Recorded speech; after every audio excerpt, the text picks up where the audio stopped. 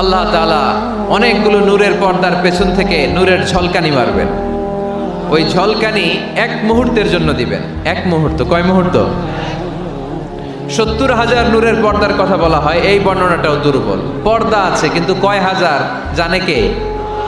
আল্লাহ। ওই পর্দা সরিয়ে আল্লাহ তাআলা সৌন্দর্যের বা নূরের ঝলকানির এক আলোকচ্ছটা জান্নাতীদের সামনে তুলে ধরবেন এক মুহূর্তের জন্য। কয় মুহূর্ত?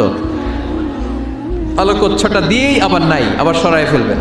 ওই এক মুহূর্ত দেখে জান্নাতীরা পাগল হয়ে যাবে, অপলক নেত্রে তাকিয়ে থাকবে, এইভাবে চোখের পলক ফেলবে না, চোখ মেলে তাকিয়ে আছে। কিন্তু সামনে কিন্তু আল্লাহর নূর আর নাই, কারণ ওইটা আসছিল কয় মুহূর্তের জন্য?